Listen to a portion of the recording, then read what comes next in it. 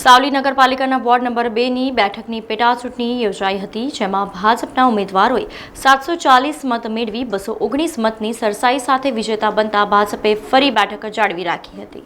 આજે ગુજરાતમાં સ્થાનિક સ્વરાજ્ય નગરપાલિકાઓની પેટા ચૂંટણીઓના પરિણામનો દિવસ છે, ત્યારે સાવલી નગરપાલિકાના વોર્ડ નંબર 2માં ભાજપના વિજેતા એક ઉમેદવારનું અકાળે અવસાન થતાં ખાલી પડેલ એક સીટની પેટા ચૂંટણી યોજાઈ હતી, જેમાં ભાજપના મેન્ડેટથી ભદ્રેશ પાઠક અને કોંગ્રેસના રતનસિંહ પરમારે ઉમેદવારી નોંધાવી હતી।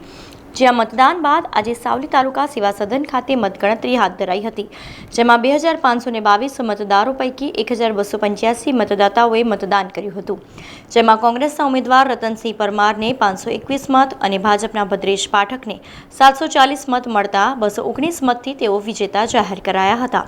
કુલ મતદાન 1284 થયેલ, જેમાં ભાજપના ઉમેદવાર ભદ્રેશભાઈ નટવરલાલ પાઠકને 740 વોટ મળેલ છે। કોંગ્રેસના ઉમેદવાર રતનસિંહ ગોવિંદભાઈ પરમારને 521 વોટ મળેલ છે। તે પૈકી નોટા 23 વોટ મળેલ છે।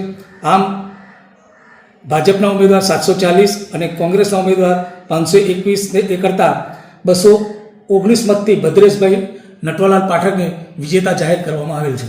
ત્યારે વિજેતા ઉમેદવારને શુભેચ્છા પાઠવવા મતદારો અને કાર્યકરો તથા શુભેચ્છકોનું ટોળું ઉમટી પડ્યું હતું, જ્યાં વિજેતા ઉમેદવારે સાવલીના સુપ્રસિદ્ધ ભીમનાથ મહાદેવ મંદિરે પહોંચી દર્શન કર્યા હતા, જે બાદ ઢોલ નગારા તથા ડીજેના તાલે શુભેચ્છકો કાર્યકરો સાથે મતદારોનો આભાર વ્યક્ત કરવા વિજય સરઘસનું આયોજન કરાયું હતું।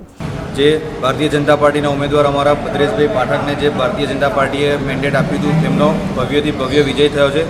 તેમાં ભારતીય જનતા પાર્ટીને સાવલી નગરપાલિકા પેટા ચૂંટણીમાં 740 મત મળ્યા છે અને 219 મતથી ભવ્યથી અતિ ભવ્ય વિજય થયો। તે બદલ હું સાવલી નગરપાલિકા ભારતીય જનતા પાર્ટીના કાર્યકર્તાઓ, સાવલી નગરપાલિકાના મતદાર અને સાવલી નગરપાલિકાના દરેક ગ્રામજનોનો ખૂબ ખૂબ આભાર માનું છું। સમાચારોના સતત અપડેટ માટે TNN ન્યૂઝને YouTube પર સબસ્ક્રાઇબ કરી બેલ આઇકોન પ્રેસ કરો અને અમારી સાથે જોડાયેલા રહો Facebook, Instagram અને Twitter ઉપર।